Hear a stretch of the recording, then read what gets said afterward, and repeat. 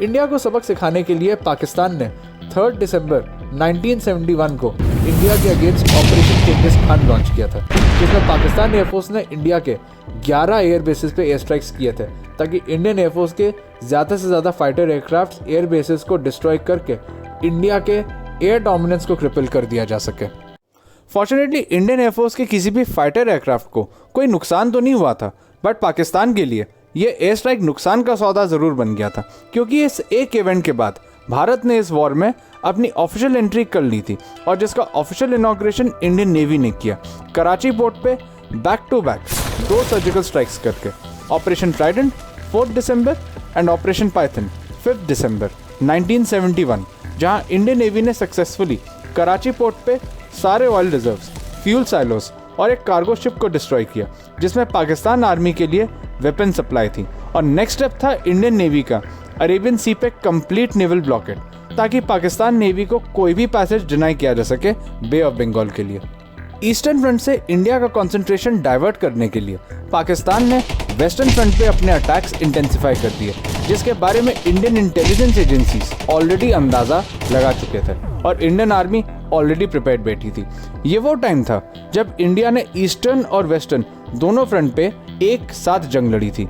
JP Dutta की hit movie border से आप 1971 वॉर के राजस्थान सेक्टर की एक्टिविटी के बारे में जान पाते हैं, जिसके हीरो थे ब्रिगेडियर कुलदीप सिंह चांदपुरी, जिनका रोल सनी देओल ने किया था और जो उस वक्त मेजर रैंक के थे और अपनी बहादुरी के लिए महावीर चक्र से सम्मानित किए गए थे। अनदर फिल्म श्रीराम राघवन की है इन द मेकिंग, जिसमें आप इसी वॉर के जम्मू कश्मीर सेक्टर की एक्टिविटी के बारे में जान पाएंगे, जिसके हीरो थे सेकंड लेफ्टिनेंट अरुण खेत्रपाल और इनका रोल वरुण धवन करने वाले हैं।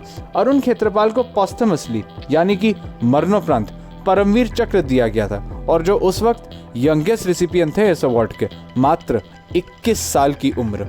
यूएसए ने पाकिस्तान की हेल्प के लिए आसपास की मिडिल ईस्ट कंट्रीज जैसे कि जॉर्डन से रिक्वेस्ट किया पाकिस्तान को एयर सपोर्ट देने के लिए, चाइना से रिक्वेस्ट किया इंडिया के बॉर्डर एरियाज पे एंगेज करने के लिए।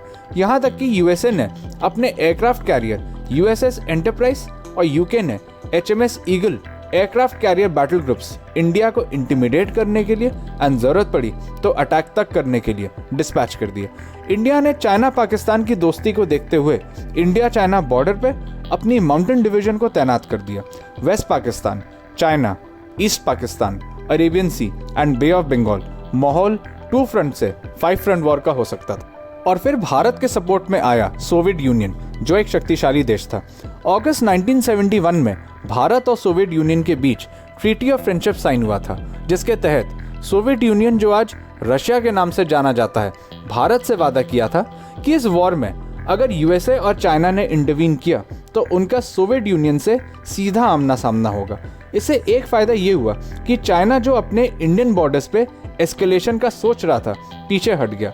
इंडियन नेवी ने सोवियत फ्लीट के साथ अरेबियन सी और बे ऑफ बंगाल दोनों पे ब्लॉकेड लगा दिया।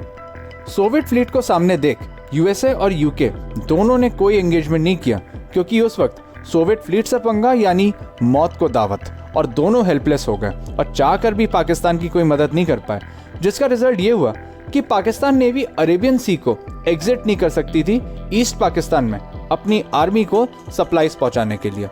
Indian air space was obviously shut for any kind of air support. Indian air force ने पाकिस्तान एयरफोर्स को ईस्टर्न पाकिस्तान एयर स्पेस से कंप्लीटली नॉकआउट कर दिया था और इंडियन आर्मी मुक्ति बाहिनी की हेल्प से ढाका की ओर बढ़ती जा रही थी। इसके बावजूद Indian army was out numbered 1:10, meaning east Pakistan में पाकिस्तान आर्मी की स्ट्रेंथ इंडियन आर्मी से 10 टाइम्स ऊपर थी, क्योंकि रफली 93,000 पाकिस्तानी सोल्जर्स ईस्ट पाकिस्तान में स्टेशन थे। इसके अलावा वहाँ अनदर 17,000 उनके बंगाली सपोर्टर्स। यूएसए ने पाकिस्तान के फेवर में बोलते हुए under UN mandate cease fire का रिकमेंडेशन दिया और इस सीज फायर एग्रीमेंट को ईस्ट पाकिस्तान में पाकिस्तान आर्मी के commanding officer general A K. Niazi के साथ डिस्कस एंड नेगोशिएट करने का टास्क इंडियन आर्मी ने मेजर जनरल जे.एफ.आर. जेकब को दिया था।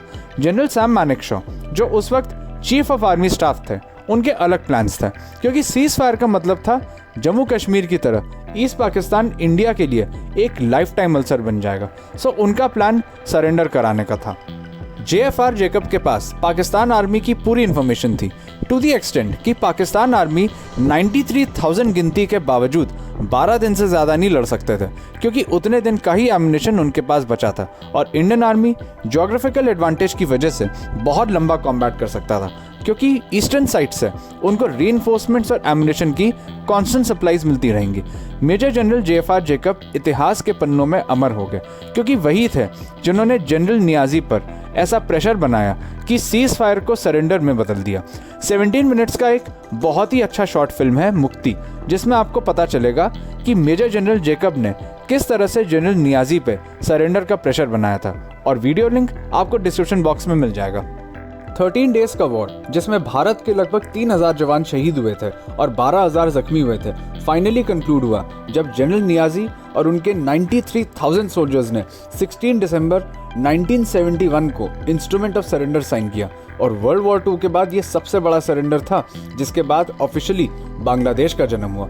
16 दिसंबर 2021 को 1971 वॉर और पाकिस्तानी सरेंडर के 50 साल पूरे हुए थे, और इस साल बांग्लादेश के विक्ट्री डे सेलिब्रेशंस के लिए भारत के राष्ट्रपति श्री रामनाथ कोविंद को गेस्ट ऑफ ऑनर के रूप में इनवाइट भी किया गया था। अपूर्व फैक्ट एग्जैक्ट चैनल बांग्लादेश को विक्ट्री डे की 50th एनिवर्सरी पर बहुत बहुत बधाई देता है, और Indian army, Indian air force, Indian navy और मुक्ति बाहिनी के सारे शहीदों को नमन करता है। सो आज के वीडियो में बस इतना ही।